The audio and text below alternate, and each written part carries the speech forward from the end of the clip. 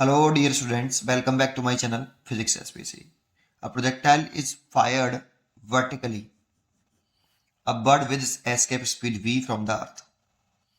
If it is fired at 45 degree to the horizontal, what should be its speed so that it escape from earth? देखो, जो आपका projectile है, that means body है, वो उसकी जो एस्केप स्पीड है वो डायरेक्शन ऑफ प्रोजेक्शन पर डिपेंड नहीं करती है। वर्टिकली कर लो या किसी एंगल से करा दो, एस्केप स्पीड पर कोई इफेक्ट नहीं पड़ता है, इसलिए इसकी एस्केप स्पीड v ही होगी। पर इसको समझने के लिए थोड़ा सा समझाता हूं, जरा समझिए। ये देखो, ये आपका अर्थ है,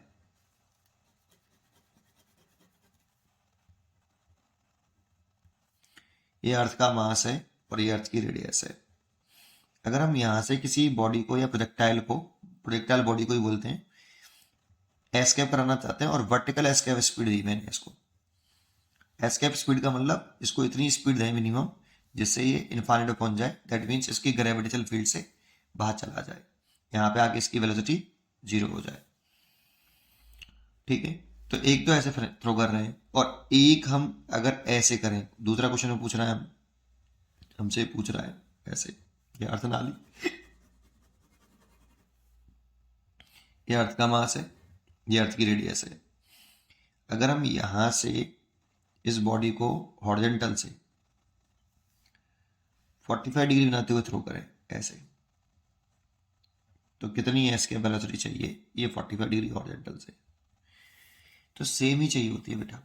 इसको भी इनफाइनाइट पहुंचाना है, बट बस एक डिफरेंस होता है, ये स्ट्रेट पाथ पे जाएगा और ये पैराबोलिक पाथ पे जाएगा, कुछ ऐसे घूमता हुआ जाएगा, लेकिन पहुंचेगा इन्फिनिटी पर ही, पहुंचेगा इनफाइनाइट पर ही।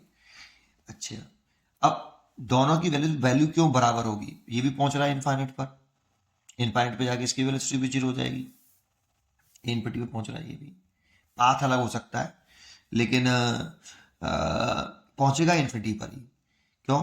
अगर मैं कंजर्वेशन ऑफ वैल्यू दोनों की बराबर होगी, कंजर्वेशन ऑफ मैकेनिकल जी लगाते हैं, जैसे इसमें लगाया मैंने, ये सरफेस है और ये वाला भी सरफेस वाला पॉइंट है, तो कंजर्वेशन ऑफ मैकेनिकल जी लगाते हैं ना हम इसमें, तो इसमें मैकेनिकल जी कंजर्व रहेगी क्योंकि ग्रेविटेशन फोर्स लग रहा है जो कि कंजर्वेटिव फोर्स है, तो कंजर्वेशन मैकेनिकल लगाते हैं, तो kinetic energy at point A plus gravitational potential at point A, kinetic energy at infinite and gravitational potential at infinite. इसमें लगाओ तो काइनेटिक एनर्जी लिखोगे कितनी? Half M S cap speed का स्क्वायर।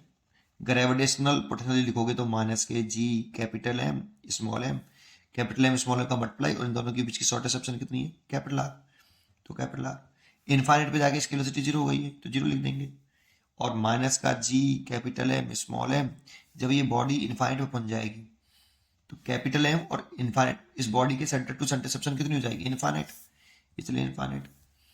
जैसे सॉल्व करते हैं तो देखो, ये तो 0 हो गया पूरा, ये तो 0 हो जाएगा बेटा, इनफिनिटी का डिवाइड करना 0 हो जाएगा, इसको इधर ले जाएं तो हाफ एम वी का square is equal to G capital M small M by capital R, small M से small M cancel, and V का square is equal to 2g capital M by R, then escape velocity is equal to root के अंदर 2g capital M by are, ये आएगा। अब मेरे को बताओ, अगर इस जगह पर आप कंजर्वेशन ऑफ मैकेनिकल लगाते यहां पर और इनफाइनाइट पे जाके, तो लिखते तो डाटा यही बेटा, काइनेटिक जी 8.8 पे तो ये लिखते, ग्रेविटेशनल पोटेंशियल भी ये लिखते, इन्फिनिटी पे भी काइनेटिक जी 0 लिखते, पोटेंशियल एनर्जी 0 लिखते, सॉल्व करते तो ये डाटा तो यही आता। हाँ, फर्क किस चीज का आया है? फर्क इस चीज का आया है कि पाथ बदल गया होगा ओनली, लेकिन ये पहुंचा ये भी इनफाइनाइट पर होगा और ये पहुंचा ये भी इनफाइनाइट पर होगा, सेम एस्केप स्पीड से फेंकना पड़ेगा, इसीलिए एस्केप स्पीड जो वी डैश है ये वी के बराबर ही होगी, दैट मीन्स वी के बराबर होगी, क्योंकि यहाँ पे ये एस्केप वेलोसिटी वी दे रखी है हमें क्वेश्चन में, इसीलिए इसका चॉइस ए होना चाहिए।